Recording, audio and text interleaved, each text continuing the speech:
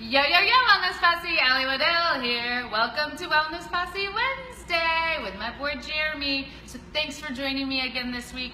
You know, Wellness Posse Wednesday, we're all about talking about what real wellness means and changing and elevating the conversation from quick fixes to true transformation through self-love, self-healing, and self-testing. So I'm super excited to have Jeremy with me today. He's one of my yogi friends, and I'm so excited to introduce you to the Wellness Posse. Welcome. Thank and you. Please introduce yourself to the Wellness Posse. Hi, I'm Jeremy Robinson. I'm owner of Austin Holistic Fitness out in Westlake, right on Mopac and Bee Cave. I'm an AcroYoga teacher. I'm in yoga teacher training right now at Practice Yoga. So, cool. So we'll be finishing up with that in the end of December. I'm a nutritionist and like working with communities and help with the fun people to get them healthy and learning different diverse ways to kind of move your body and understand your health and from a physical intellectual point of view, and then you kind of have that spiritual emotional connection to that, and we kind of talk about it and we create these really great paths for you to follow. Yeah. So we've already been talking, and we were both sitting here, we were like, we should probably record this because we could talk basically nonstop. We have a little bit of share brain. We really are on the same level around talking to people as a whole person and really trying to get to know them at a very deep level. So let's just start. What makes your kind of philosophy around wellness maybe different than normal, or how do you really interpret what wellness means to people? So wellness is going to be your individual response to your environment. Is it a good, is it a bad response? And do you understand what that means to you? And do you enjoy how the way you feel in response to your environment? And that education is the level up. And so my calling to wellness and to what I believe is education, understanding in a way that means something to you and is repeatable to you. And when people ask questions, they remember the answers. When you tell people stuff, it kind of just goes. That is actually a really good point. That is actually should drive home. When people repeat that for everybody? When people ask questions, they remember the answers. Whenever you tell people things, they just. So creating a conversation so that way, again, the physical, intellectual part of the wellness, right? What is your emotional and spiritual reaction to that? And that helps you raise questions and self-truths. And then you're going to do great because you can see that path finally. And off of like a really logical foundation, built off that kind of emotional, spiritual stuff that's kind of like all over the place sometimes. Yeah. So what got you into wellness? Why this path? When I was 15, I moved to Texas from Mississippi. And Mississippi doesn't have a lot of this is like looking aesthetics and stuff like that. Well, in Texas has a lot more of the aesthetics aspect of it, which was great when I got here. But that also meant that to change your aesthetics, you have to change your physical being and you get stronger. And the strength in baseball, whenever I joined and I was on junior varsity as a freshman and realized that wow, okay, everyone's so fast and strong. They've already had 2 years of fitness before me. I need to level up. I need to figure this out now, or else I'm going to get left, in the dirt. It's baseball, so fun works. So I realized that after I had a little science brain, and so I was 6th grade science awards. So I started reading all the magazines and realizing, hey, I understand these logical paths of what these workouts are and how to actually do them, what they mean. I researched them, and this is AOL, so it's dial-up time. So 1 hour research got you 3 sentences. And so lots of hours of researching, even as a little kiddo, and that brought me into realizing, oh, people are asking me questions. Hey, I can get paid for this. Hey, I'm going to get personal training certified when I'm 17. Through Baylor Medical, it's called PFIT in Houston, and realized hey, this is awesome. So then I just started doing that, and I haven't stopped. Oh, fantastic! So I love to hear even though a lot of us got turned on to health and wellness, usually in high school, maybe college age, but now you've taken that from a basic trainer. You probably, where did you first work? Did you just work at a standard gym? So where did I work at? I worked at Stone's gym over in South Houston. Yeah, so just like probably a basic gym, kind of standard training module to kind of start out with. What then made you kind of expand what you're doing to start to really incorporate more of the mental aspects and the spiritual aspects to your training? Did that evolution take a little while? Is that something new that you've started to incorporate more? So I'll try to run through the path as quick as possible, because at each section of life brought about a new and a need to learn something else. So as I was training through college, I was training for power, and I was training for big movements and power movements and powerlifting for rugby and lacrosse and then in college. And then I moved on to okay, well, this is part of my body. This is a power state. I like to, the ebb and flow for my brain is power state and flow state. And so I was in power state, way up here, in flow state, none. Yeah, I was I'm just gonna run through these brick walls and I'll be fine. Okay? And then eventually my body started telling me, hey, this is not working for you. You need to slow down. You can't work out with your clients every single session, 8 sessions a day. No? This is not gonna work. Slow it down, son. Yeah. And so I brought that into more understanding what my body was, and then training people more through words and having a better cueing techniques, and that was a big transition. And then I got into the school teaching. I was an instructor, professor. I was at allied health careers. I taught personal trainers how to be personal trainers for 3 years. Taught you anatomy, physiology, kinesiology, biomechanics, ergonomics, physics, nutrition. Okay, everything, all the things, back to back, 10 hours a day for 3 years. Gave me that new concept of okay, these are these things. Now, as I'm applying them, how does that look? And so I created some really great personal trainers out in Austin. His name's Gary Rodriguez. He's over there in Gold's Gym up north, and he's just kicking it. And he was there just listening to the way I was cueing and understanding, and he just ate it up, and he just leveled up, and he's out there doing really well. And then from that point, business ownership.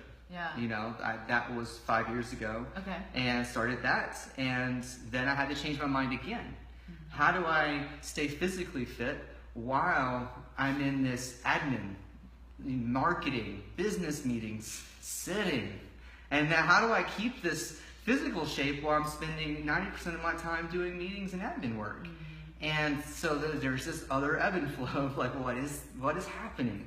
And so in each of those things, I created how to get into this. How do I take care of myself holistically? Because now I'm working with people on how to create a healthy body when they're sitting, or they're working a lot, or they're not moving as much as they need to.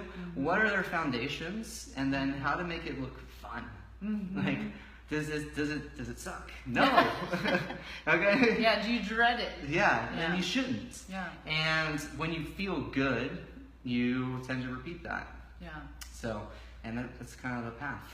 I don't know if that answers your full question. No, it does. That is one of.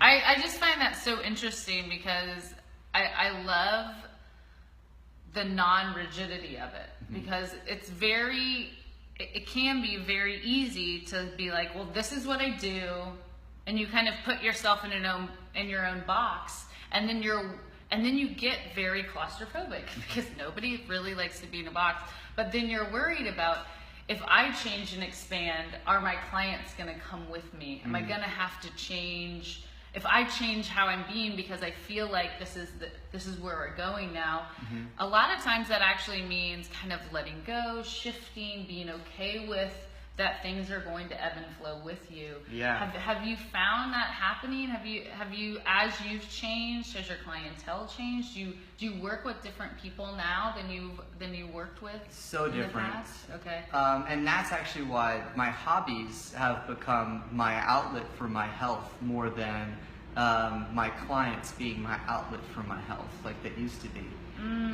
And so now the clients that I take care of have changed from, I don't do the big group fitness stuff anymore. I don't do a lot of the hard, heavy personal training. I'm taking care of people more of the nutritional aspects and their daily habits, which is much more gentle for me and intense for them because it's all brand new stuff. Yeah. So mentally it's a little taxing, and physically I'm able to spend my hobby time AcroYoga and handstands and just animal movements and play and taking care of my body in my own way, in my own terms. And that's how I balance it. So that's changed my clientele because of the way I want to treat my body. I wanted my passion, the thing I get paid for in life, which is, I believe, a passion is what you get paid for, and a hobby is what you spend money on. Yeah. And so, that's the American version in my head. Okay. And so that's where that's at, where I've got my clients and I've got my hobbies, and creating that ebb and flow. And yet my clients now, I can spend that time with them, and they do really well. Yeah. So who is kind of do you have a perfect client, or what are the kind of people that you find get the most benefit of working with you? What does that person look like? What needs are they looking for? What issues are they coming up with that they come to you to work together? Say like 90% of my clients that come to me have failed in or not succeeded in their changes with other programs. That is a huge thing in where my business went. So my job is seeing patterns. My brain sees trends, and 5 years ago I saw a massive trend of the CrossFit, the paleo, the keto diets, everything was just so much, and the people were going, shut down. Completely. Okay? And so in that shutdown, I was like, okay, this is going to hit ahead. And now people are going to say, hey, where do I go? What do I do? None of this works. It's not even work for them. Exactly. Yeah. It does work for some people, but there's a lot of people that they put their heart and soul into it, and it just doesn't make sense. And so they didn't really ask the questions to themselves anymore. They were told what to do. Just goes out. Yeah. So it's hard for them to ask those questions. Now, they come to me in that sense of like, what do I really do? How do I actually take care of my body like a human? What's my human form going to enjoy? Yeah. And that's what we work on. Not the human form 20,000 years ago, it's human form now. Okay? Yeah. We'll go on that later.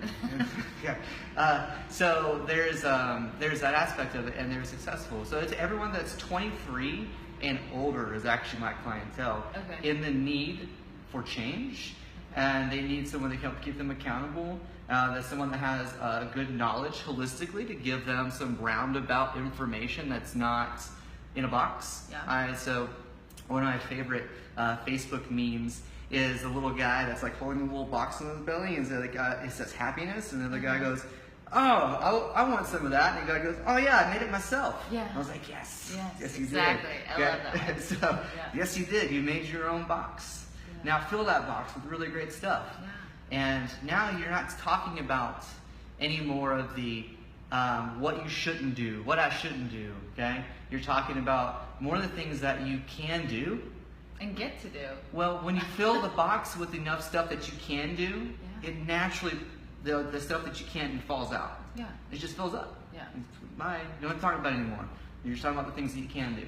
And that becomes really powerful kind of mantra for people, because they just like live that. And so that's my clientele. And honestly, I have 3 people that signed up this week, and it's 33, 2 kids, and I got another guy, he's in his early 40s, and he's a photographer. These are all wonderful people. And then another guy, he's 6'6". He's amazing. So I was like, wow, superhuman. Do you know how many vegetables you're gonna eat, man?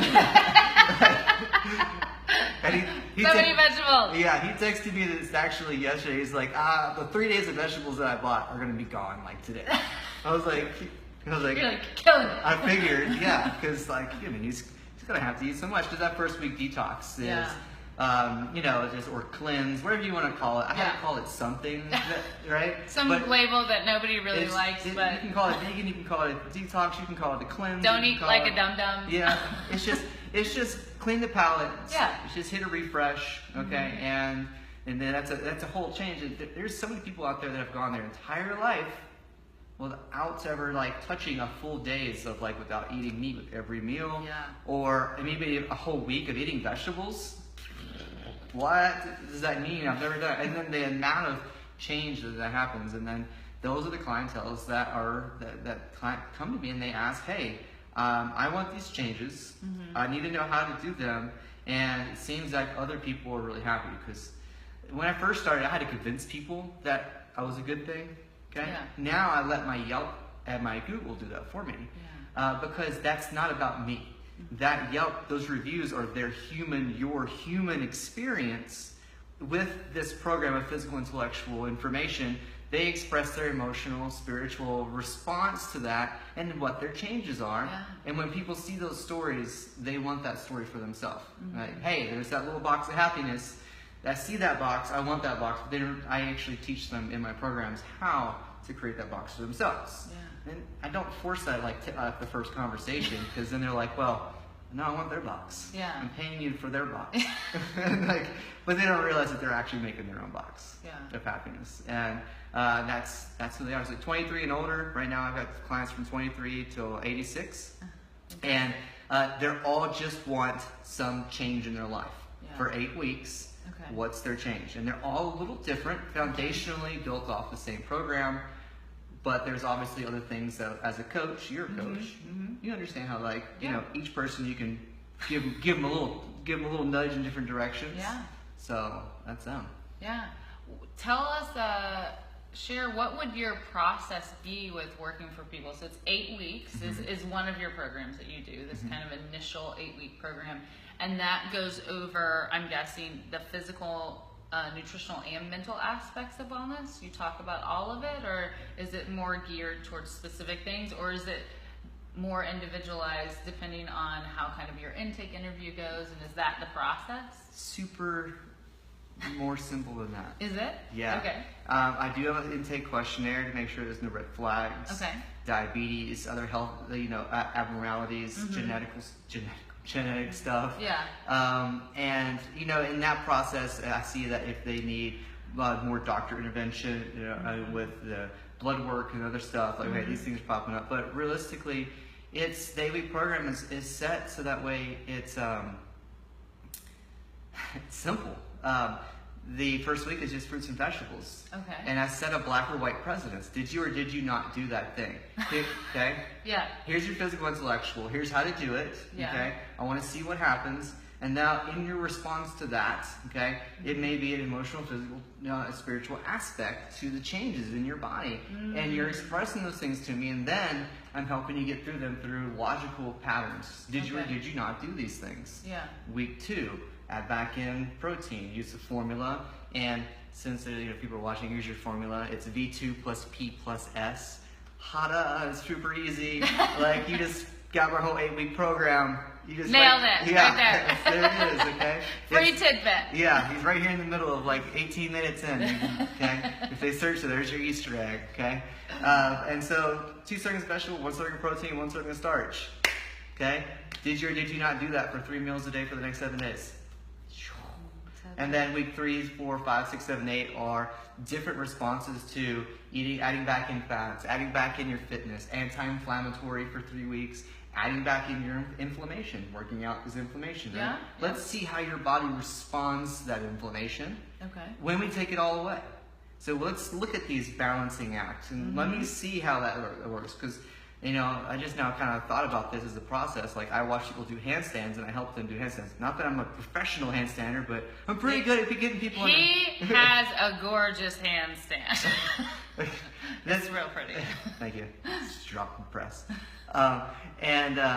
But in that sense, I'm looking at their balance. Yeah. Where are they at in that process, and how do I get them to what's this engaged, point? what's not, what's turned on, what's turned off. Yeah, because if I don't see it, there's no corrections that I need to give. Correct. Okay, so I need to be able to see the balance for my clients in their weeks, in their inflammation, in their bodies, and how their changes, so I can give them some actual information in that process. So I'm pretty cool. I'm glad we had this interview, because I just came to that little epiphany. I love that. Yay! New ways to describe things. Metaphors are my love language. I think it's really good. It's using storytelling. It makes people remember, number one, and it makes people be able to relate to it. Absolutely. So you definitely have a slightly different process. Everybody does have their own process. talking more about kind of the conversations, you sound like you're having kind of real conversations, a lot of questions, a lot of listening, number one, probably with your clients. What conversations do you wish other wellness professionals were having with their clients that maybe you don't hear, or maybe some of your clients have come to you and been like, I really don't hear like people are listening, I don't feel like I'm being heard, or I haven't been heard up until this point? So what kind of questions do I believe that other wellness professionals should be asking their clients, or what clients should be heard? Well, let's try to figure that out. Try to figure it out in my head. Yeah. So are the wellness professionals looking at them in a way that is helps them build consistency? Yeah. Is that a thing? Let's go on a consistency rant. Yeah. Consistency rant. So, you know, did this, as a client, did your wellness professional talk to you about what are you doing the most consistent in the day? Like, what is your most consistent patterns? And then let's build off those, because those are great. Those are amazing. We want the consistency and then build around those. And that's going to be, you know, instead of uprooting your day, we're building upon those things. And does it make sense? Yeah. So, and it should feel good. It should feel easy in transition. Okay. I like the word transition better than the word change. Okay. Because change means that you have to like uproot everything to put something else in its place. While transitioning is moving the energy from one energy source to the next, but guess what? It's still the same energy. It just looks different. Okay, and that's what I like more about those kind of like that. And so, is your wellness professional? Let's look at that. Is your wellness professional having this conversation? Like, yeah. Are they looking at you in a way that is like your human experience with it, and like asking really fun questions? Does it feel good, or does it feel incredibly mechanical? Yeah. Because not everyone fits into the same, box workout or same box, food plan. Although we had to start somewhere, right? Everyone started somewhere, and I think that that's a great way to, even as long as no matter what, as long as you're consistent. Yeah. Like, start somewhere and then figure out if it worked or not, and then move on and try something else, like we were talking about earlier, right? You may live 10 different ways. Yeah. I've lived 10 different lives. Completely. Like, I was in a little motorcycle gang for a few years. Like, I had a bunch of piercings and beer. I played rugby. I was in power state. I was a power lifter. Yeah. I did some lacrosse in college. So I was a whole sports guy, the jockey guy. Yeah. And then, now I'm yogi, and I love my yoga, and I like to flow, and I like to find balance, and I like to communicate. Yeah. And I like to do business. Yeah. And I became a business owner at 5 years ago. I was like, I'm all business guy. like, that's what I did. I didn't work out that much. I was like just selling fitness, right? Oh, that's the thing I kind of stopped doing, was selling fitness. Okay. As opposed to now what? As to kind of just showing people a path with education and like how they can help their bodies. When I had a gym, I was selling gym memberships. Hey, gym membership, come work out. Whatever happens in that box is your own volition. Yeah. And then I started realizing, I can't watch this happen. I have to be hands-on. I'm sorry, I can't let that go. That was my self-truth. I was like, I can't let it, I can't be in that process where other people are doing their thing. If you are our kind of trainer, going to a Gold's Gym is like so hard. I gotta tell you, well, at least it is for me, because I walk around the whole time being like, can I please help you? Can I please help you? So can I please help you? that's the thing of where I don't really necessarily blame the trainer as I don't at all. I blame the process of where they don't get paid enough, and so their attitude toward the collective is not as like, let me help everybody, right? Because that would be really exhausting, and honestly, it would take a lot more monetary value on that to be able to help everybody, to be on the move and like helping this person, that person, and you eventually you don't get a break. Yeah. Because then you see your client, and then you're like, see 5 people over there doing some kind of crazy craziness. We just call it crazy. Craziness. And so you're somewhere. like, you can't stop with your client and go help them. You're gonna hurt yourself. Please stop. And your brain just like starts to like melting. This is not. Here's the exploding, here's the just melting. It's kind of hard to pick one, but it's been, those 10 different ways that you change through life becomes the process. Yeah. And so try whatever you do right now. Try it and then figure out if it works or not. And then just see if it works. One of the things that I found out when I was younger, we talked about when I was younger, I was able to read magazines and like pick out the BS. One thing I realized was a lot of the magazines, they actually had 6-week programs in a 4-week magazine. So like you're getting a magazine subscription and you're not even done with your 6-week program and you're reading another magazine that has another workout in it. Yeah. And I'm like, and so that actually became a trend that I listened to where people were like, hey, I did this program for 3 weeks. I'm like, but it says 6. Yeah, my other magazine came in, they got this other cool one. And I'm like, God, dang it. So. Yeah, because we talked about it's with the internet, and there's so much information, which on one side is super positive if you know how to refine where you're getting that information. But for the general population, if you're not a crazy fitness nerd like we are, and you can't look and pick out BS, valid, trying to sell you complete and utter bullshit, which is happening a lot. For the general population, they just see trending things and they think this must be the way. Obviously, not all these people would share this or like this or do all these things if it wasn't true. Yeah. And so there's a lot of information overload. That's why I really find, even if you're not going to work with a professional long term, find somebody that you can relate to and that will help you at least guide you towards that correct information, because there really is a lot out there and a lot of people end up throwing their hands up, getting very frustrated for things not working, and then we see them at that point. And so I really do challenge everybody, even if it's just setting up a Q&A session with a professional that you feel like you can respect and that you have kind of, or maybe even a few. Maybe there's a few different people that you've read about or you've mentioned or somebody else works with. Go and interview people. It's an interview for the professional as well as it's an interview for you. And if people start hard selling you, run away. Yeah. Because we discussed this before we started filming, that one of the great things when you really are when you start to become really secure in what you're doing, the sales stops. Yeah. Because you are really talking about, am I the best fit for you?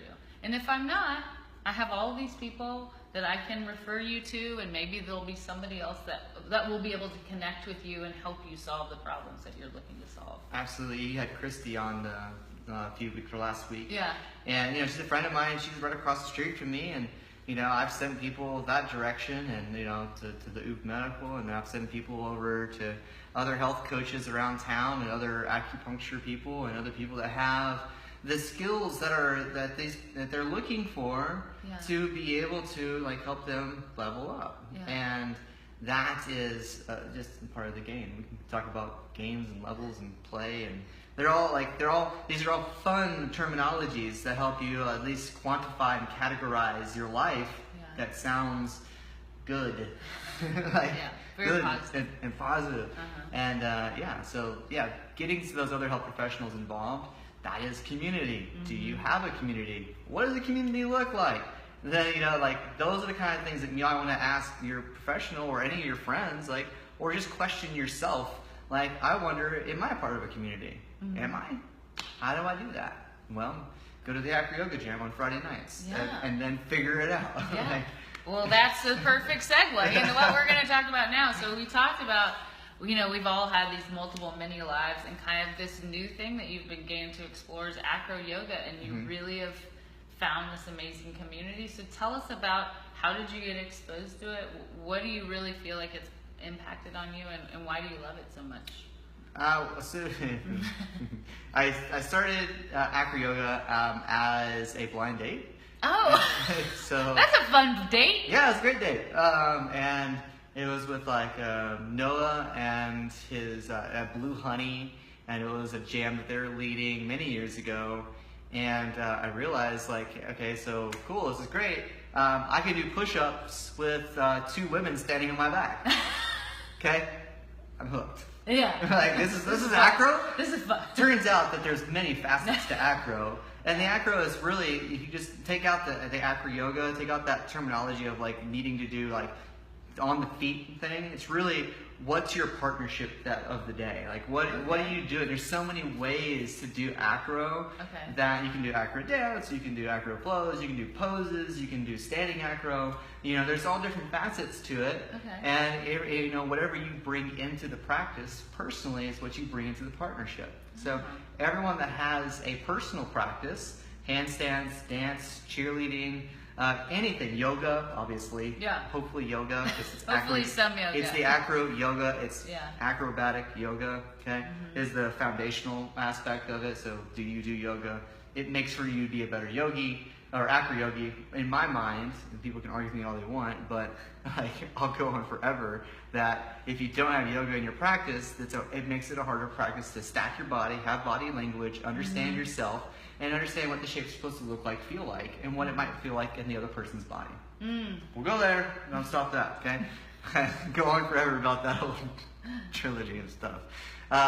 And so the acro became a process of, I don't belong here. And I was strong, and I was in power state still. I was a trainer, and I owned a business. And so the idea of like, okay, people thought I was there to sell things or pick up clients, or I was kind of like jockey still. I was like 20 pounds more bulky, and realized like, you know, this isn't working. Like people are not responding to like my true nature of like of happiness, and like I'm very compassionate for people, and like I want them to grow, and it was not bringing around the right kind of language. And so I had to learn through lots of conversations with the acro people who kind of came at me with good learning techniques and like critiques on, hey man, this is like, you're abrasive, like you're rough, like you're also pushing yourself past your limits, and you're not in any flow state. And I didn't really know what that really meant. I did yoga for, at that point, 2 years before that, I did Black Swan yoga 2 times a day for 6 months. Wow. And so like I understand the immersiveness of movement, but yet not the connection to not doing it myself. I'm doing it with somebody else. And then that communication came to fruition of like, how am I communicating with you and you, and how am I communicating with myself and my self-truths and that language? What is a self-truth? What does that mean? Like, very confusing, cuss words and all. Like, I don't understand what's happening. And so that helped bring up like, okay, what does that mean, and how does that create, and why are other people successful in speaking that language and they feel good with it, and just understanding it all took many years. And now I'm at a point where people trust me, I trust them, we're able to do cool stuff, make it look great, do my own personal practice, bring it into this other practice, and it's all about that community that helped me grow by being responsive to that and letting that teach me something instead of coming in with my own preconceived like how this should feel and what I want to get out of it. I kind of let it kind of mold me a little bit, and that's been great. So that's changed my health coaching, that's changed my life, and my physical fitness aspects of it too. How I take care of myself is different because I can lift people and be in great shape, but at the same time, that's not all I do. I still do my lifting, I still do my corrective exercise, I still take care of my body, and you know, it's an hour a day or so, 2 hours a day. It's just it's been an amazing journey. So thank you, Chris Cox and Katrina and Matt Steffens and all the other people out there. You want to hear a really hilarious little tidbit of small world? So Matt Steffens and I used to be swing dance partners when I was 21 years old, and he was one of the only tall guys who could actually, we used to take dip class together. Oh, yeah. So we danced together for 2 years. We were like big time swing dancers. So that was one of my weird many lives when I was in college. Nice. Big time swing dancer, like 2 to 3 days a week. Beautiful. Yeah, and that's he's amazing. That's the practice. So now he is president of the Acro Advocates, which is a non-profit organization for holding the jams. Yeah. So that because it was getting really confusing, it just being like this big thing. When it was smaller, it was easier to contain. Yeah. Now it's so big, there has to be a centralization for things to kind of move around, okay? Or else it's just like atoms shooting out to the ethers, okay? Yeah. And so it's been an interesting transition between how he brings in his personal practice, and he's got that communication through that practice of already partnerships. Yeah. And everyone else has their own personal practices as well, and they bring that into the community, and the community grows because of that. It's really hard to just take something from this community, right? Yeah. It's a partnership, so you always have to bring something into the partnership, or else the other person's like, I don't really like you much anymore. You're just kind of stealing my energy here. Yeah. Vampire. Yeah. Stop being a vampire.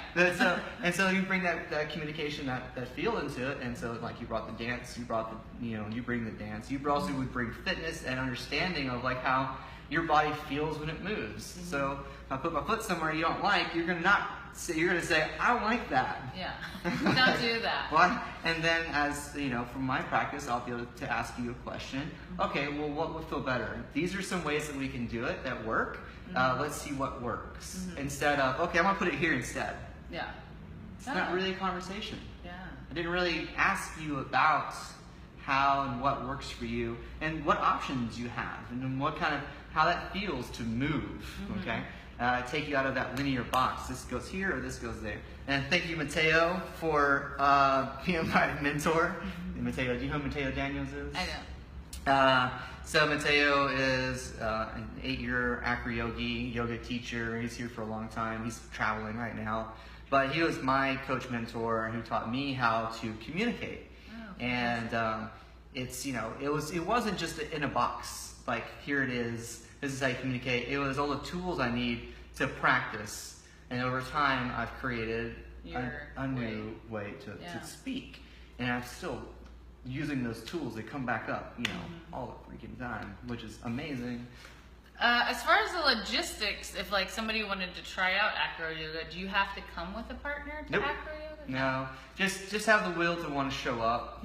Take a workshop, a beginner workshop. There's plenty of them through Empowered Acro, Kinetic Acro, Free Flow Acro. We'll link them all in the show notes as well. And they all have these beginner classes, and then on Friday there's a free beginner workshop at 9. It's at the Jam, just for beginners to come and say, hi, I'm a beginner. I don't know what the heck I'm doing, but this looks really fun. Yeah. And then we partner you up.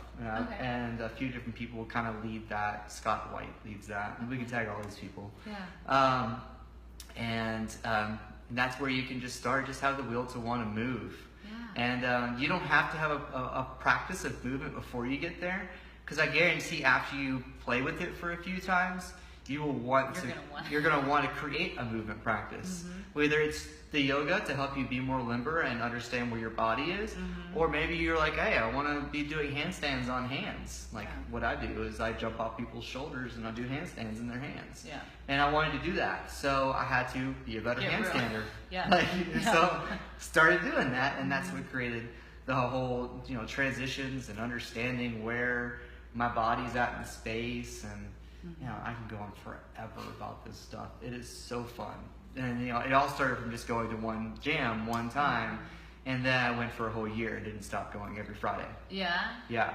And what does your practice look like now? What do you mean? What does your acro practice look like now? Do you have like a solid schedule, or do you just kind of go when? I play. Okay. Which is just have fun with friends.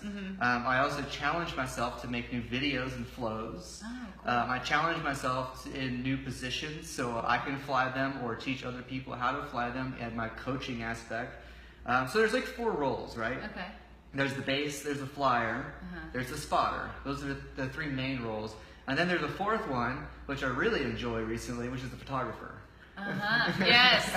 We're going to link to his Instagram page. Oh my gosh, he has started taking some magical photography. So much fun, because acro is a performance, right? And you're doing it for yourself in a way, but it's also really pretty and cool. It's so and people like to see it, and it is a performance, because guess what acro is? Foundationally, it's a dance. So what, I mean, people like to watch people dance. Yeah. And so in that process, it's gorgeous and you get to do cool stuff. So whenever I'm in different flow states in my life, I've been healing from some injuries the last month or so. And I'm great now. I'm back into 100%. But that's why I picked up my camera and I said, okay, what are these 4 things? How do I stay in my community? How do I stay strong in learning? I wanted to just pick one of these other roles. So I picked photographer role. And you can pick spotter role. Yeah. I know a couple of my friends that they hurt their shoulders and their wrists and they come to the jam still and they still show up. Yeah, and they're still a part of and it. They're still, and that's a huge part to be a great spotter. Oh my God, thank you spotters in the world. You've saved many lives, literally. Yeah. I'm not even kidding at all. And then there's the flyer, which is the one that's on flying, it's on top. I'm trying to change my name. There's a lot of that in the acro. I'm sure. And then the base, person on bottom, sure. Why not? And so each of those roles has different attributes and things that allow them to have fun with it and flow. And so learning all those different processes. So each day I kind of play with different processes of acro. So let's say Wednesday. So I'll go to Indra's and it's a jam on Wednesday nights. Okay. And I'll go and it's dark in there, but they have lights and stuff like that, but it's darker. And so I get to challenge myself by not having as many visual and verbal cues that I can speak with, because there's music and there's bright lights and stuff like that. And so it's a different challenge of like, where can we take this and how can we have fun safely in this process? And then there's also people that have never done it before, do I teach them? But I would not go to the jams expecting to learn everything. I did that. Yeah. I'm a notorious guy. I'm the guy that was like, hey, you ever gonna take a workshop? And I was like, nah, I'm just gonna learn it all. Good. I'm just gonna learn it all at the jams. And then I realized like how important learning from those that are putting on the workshops and how much energy they put into the workshop and what you're going to get out of the workshop is really important. And so now that's been a big change. So now I put on workshops and I take other workshops. So I think that's really important not to learn it all in the jam. So take the workshops. We'll link those. And that way you can level up with a community of people that are also on the same level. On the same level, and you can learn together. Yeah. So, and that's a lot of fun. So, thanks for asking me about acro. Yeah, I love it. One of the things, and we went over this a little, but I really like to kind of pull back the curtain on kind of that wellness professionals are real people, and they struggle just like everybody else. And I kind of like to end on this vulnerability note of sharing with the Wellness Posse a time and where you felt like you got off track, of kind of off your wellness path, of like maybe you were moving along and everything was fine and maybe something happened in your life, or mentally you kind of got off track. And when was that, and then how do you feel like you got yourself back on track? Because I know a lot of people reach a stage and they kind of look around and be like, how did I get here, and how do I kind of get back to where I feel my best, where I'm thriving? And it happens to everybody, including us pros. And so I really like to share those stories with people. Are they ready for this, though? They are. Let's do it. Okay, because I've said all kinds of things, so don't worry. All right. I'll be truthful. A big part of my wellness, stuff like that, has been pretty consistent. And I've had injuries and I've fallen off the wagon of the fitness. That was in a healing process. Part of that healing process is walking away for a little while. It's hard. But welcome to the acro community. Power through. There's so many things you can do. It's like, well, no, I can do it with this thing. I can do this washing machine with no hands. Yeah, I don't want it. Yeah, I'm not even kidding. There's like no hand stuff. It's like you're just using your feet. Anyways, there's like so many ways that you end up pushing yourself. But when I was a sophomore in college, I got kind of into a bad crowd. It was a year of my life that was terrible. I quit everything. I was training 17, 18, 19, and then 20. Right about 20 and a half, I kind of went into this dark place of 6 to 7 beers a day, hitting more weed in a day than you can take out in New York. Okay? And I was lazy, and because for obvious reasons, I was drunk and I was high all the time. So, and that was a process that my grades started going down. I was making all A's and I was making B's and making C's, and I was like, and everything started changing. And then one day I went home and I was laying in my bed, and I was 30 pounds heavier at this point. And it was probably about 9 months into that process, and my mom goes, "I don't even recognize you anymore." So it's like,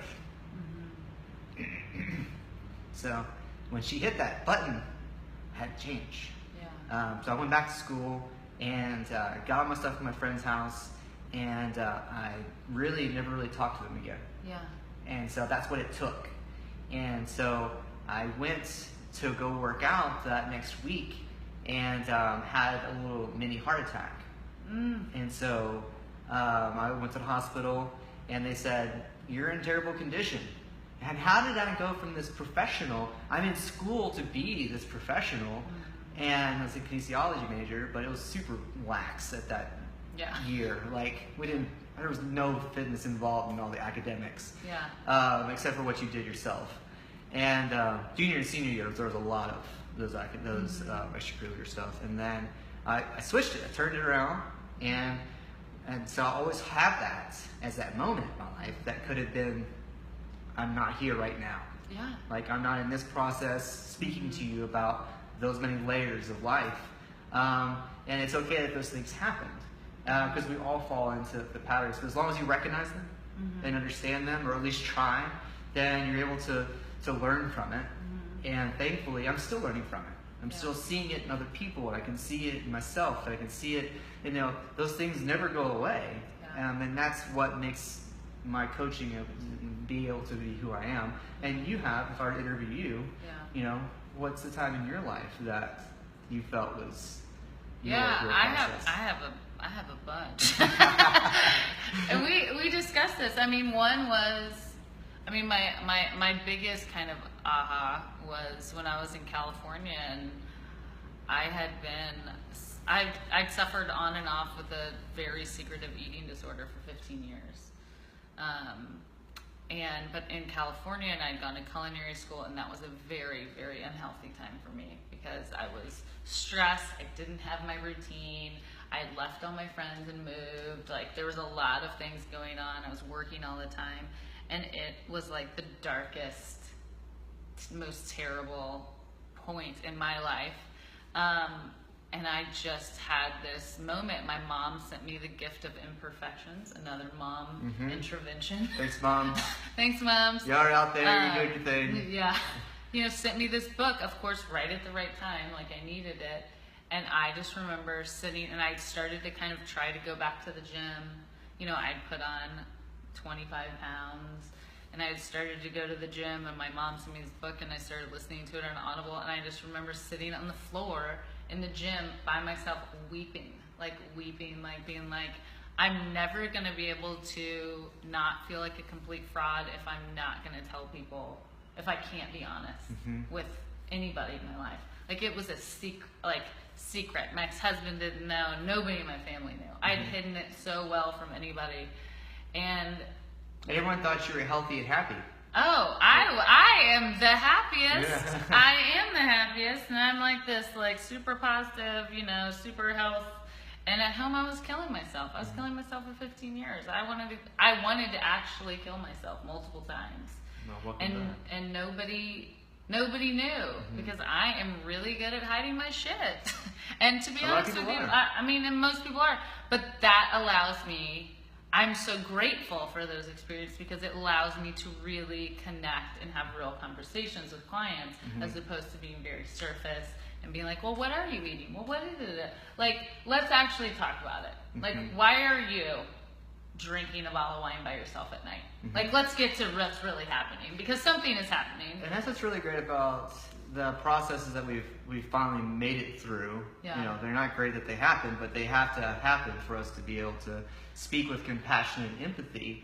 I don't tell my clients these things. They don't. You know why? Only very few of them ask.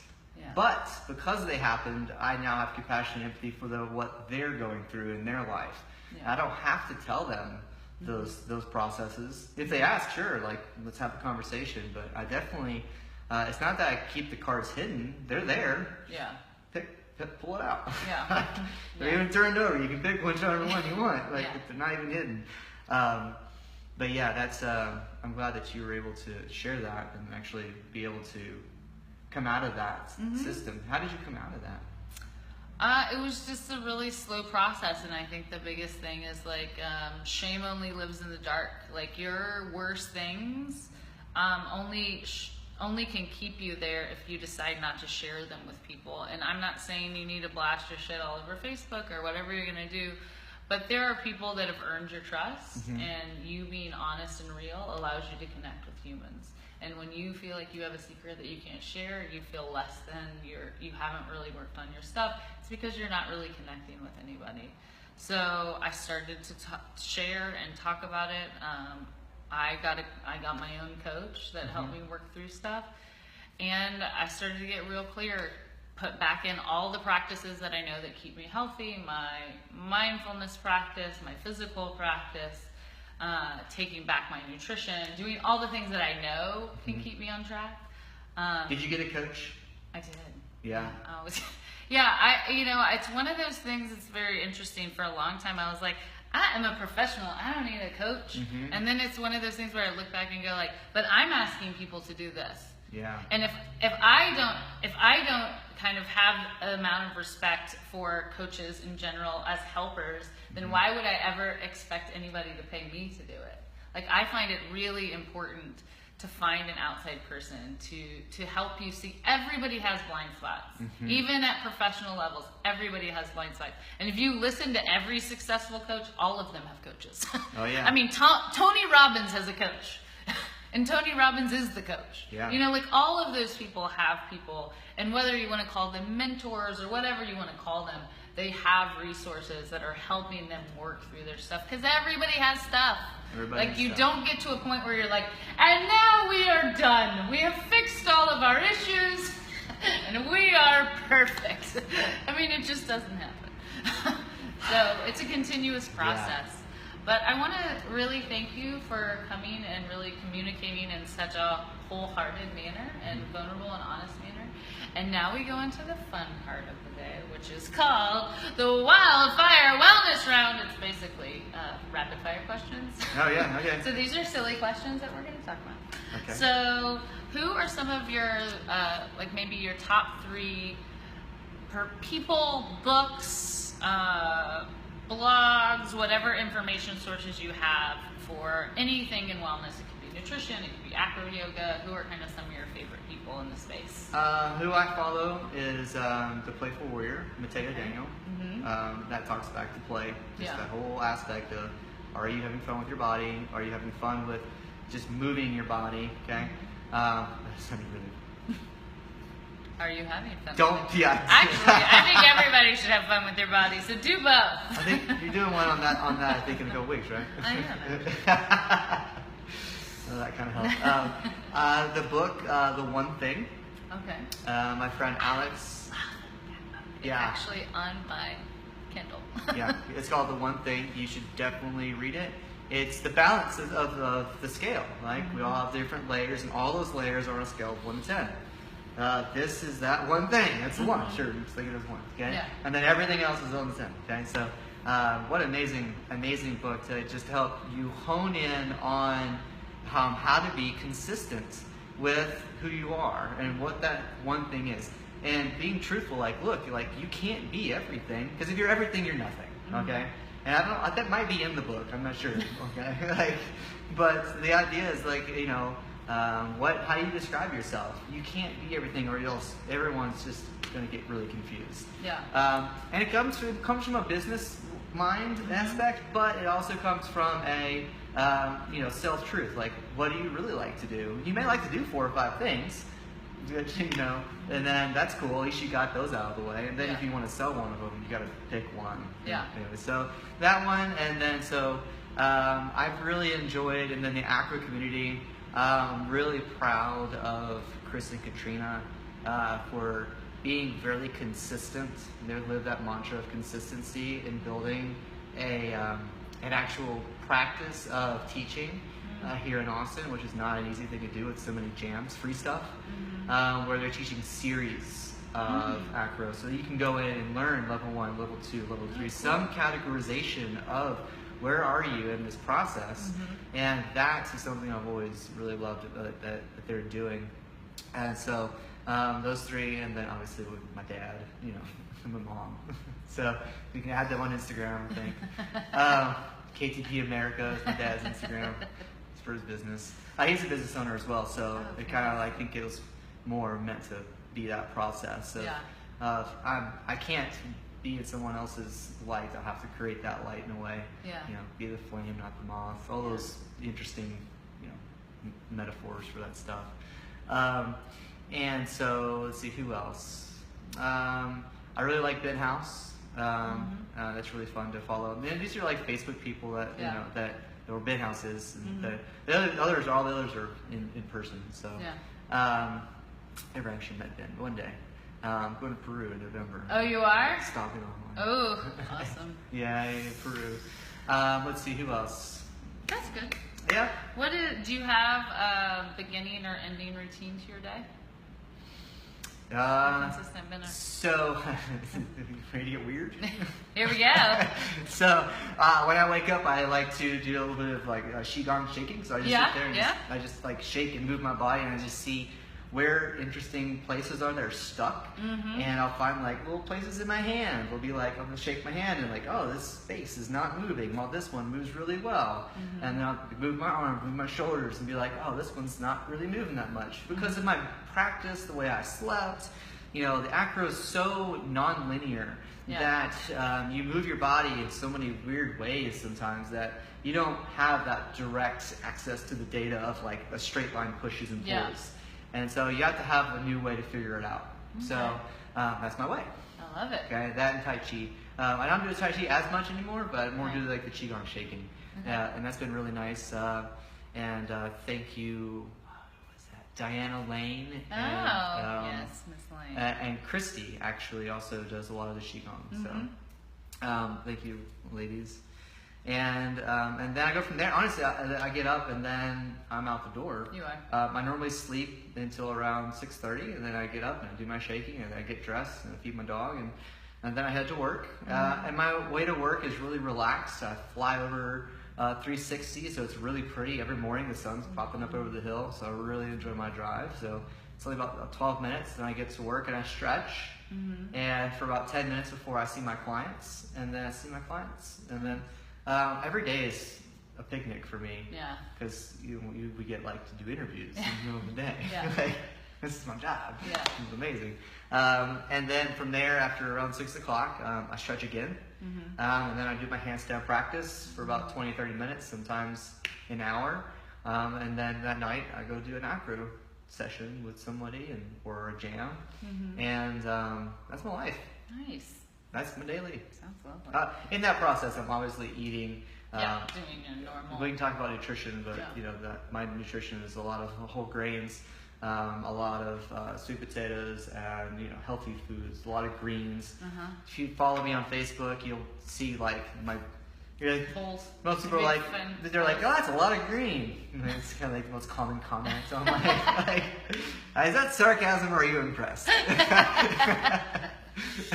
What's your spirit animal? It's a turion. What's that? So it's something that I made up. I was like, I've never heard of that animal. So one day I was just sitting there and I was just my brain goes in weird places and I was like, what is my spirit animal? And I was like thinking, man, is it a lion? It's like, because I really like that power, you know, having a voice and being strong and leaders, you know, like, I also like being freaking lazy. Like, so I really like the turtle. Like, and so I was like, how do I take the best attributes of both of these things? A turtle and a lion. It's mixed together. So does the lion have a shell? It does. Oh, is that what it is? Yeah. It's like a lion with a turtle shell? Yeah. So I can like. I actually love that. That might be my favorite answer. If you could have a T-shirt that had a saying on it, and you could could make everybody wear it, or you could wear it and make everybody read it, what would it say? Do acro. Oh, that was easy. What is your superpower? Like, what is your thing that you have that really helps you thrive in this society? Not like flying, or not like a superhero superpower, but like, what is your superpower as a human? I think Joshua Parnham would be the one to answer that after I showed this power to the world. It's intuition. Is to be able to like see and patterns, understand things intuitively that's already there, and I build on that, and that's my strength. Is I'm building on that strength already, and it's just growing. And so I think intuition would be that one. What advice would you give to your 16-year-old self, and what advice would your 90-year-old self give to you today? Oh my goodness. Is that the last one? Yeah. Okay. And on that? No. Yeah, so if I was 16, and now I'm 34 now as of Friday. So, Oh, happy birthday! Made it. Whole weekend amazing. So happy to exist right now with all the friends that I do, and it's amazing. And obviously a lot of the birthdays. It's been a year, I don't remember the last one. So when I was 16, I would say, I don't know. I was really good at 16. You were? Yeah. Do you have another age at which you wish you could give yourself advice? And what was that when age? I was 20 and a half. When you were 20. Yeah, to pick better friends. Pick my mom always told me, like, you sleep with dogs, you're gonna get fleas. That whole aspect. And another thing, them as personalities, they were good people with bad habits. Yeah. And those habits weren't good for me, and I had no self-truth. So, like, I just went right into it because I didn't know who I was. Yeah. So that was a way for me to find some identity, was if I do these things with them, that means I'm in their identity as well. Yeah. And that didn't work. So I would tell my 20-year-old self to go and, stay true to yourself. You love movement. Don't lose your love for that movement. That's what I tell myself then. And then if I were, what would your 90-year-old self tell you today? What do you think? What advice do you think? Or what would they just say to you? Some people have said for your positive. Say it. I wish you had froze yourself for another 200 years and saw the future. That's what my 90-year-old self would say. But I think it would. My 90-year-old would say, "You did a good job when you were 30. Good job to yourself. Yeah. Like you made a good choice in the changes, and you did the best you could to help the world and to bring a light to the world that actually matters. And now it actually feels like that. So that's what my 90-year-old self would tell my 30-year-old self. That's awesome. So. Well, I want to thank you again for coming on, sharing your story with Wellness Posse. I'm going to end as I'm going to cough. Let's just end with, how could the Wellness Posse get a hold of you? Do you have anything coming up? As I choked it up. Oh no. I do. So in November, Jenna Jasso and a bunch of friends and myself are helping with Jenna with Love ATX, which you can find at Love ATX on Facebook. It's a full moon kind of like camp out festival. Oh, fun. So there's going to be lots of cacao ceremonies and dancing and qigong and yoga and acro, and it's a whole weekend. It's just outside of town, so it's on the river and it's not too far away, so you can come back and forth if you need to. But we want you to stay for the experience. Camp. It's glamping in a way too. There's a big house there that you can hang out in. But there's also a beautiful area to camp. That's happening on the 20th. That's in November. Okay. The 3rd, I believe. And then on the 21st of this month, me and Jenna Jasso are actually doing a acro Thai and tea. So at it's a tea house that we'll link to. We'll link to, okay? And it's going to be acro Thai and tea. So come on out and play and drink tea, and also get Thai massage, which is one person lays on the ground, the other one kind of puts an elbow into the booty Yeah. right there and just rubs it out. Feels Yeah, good. feels good. And so you don't have to have a partner. We'll partner you up, but if you have one, please, bring them. You're going to learn a lot of cool stuff, new flows, and then what else is happening for the year? The Acro community is putting on a November the 3rd Acro seasonal. So there are 4 different cities. They're going to come to Austin and then do a big Acro festival. That's also on the 3rd. Okay. And so there's that happening. There's a lot of stuff happening. So we'll just stop with those 3. Okay. Fantastic. My magic number. Yeah. So. Well, thank you again for joining us. And reach out to Jeremy if you have any specific questions about anything he does, the services he offers, or Acro questions. And thanks for joining me. Thanks for joining me, Wellness Posse, and I'll see you next week. Thank Bye. you.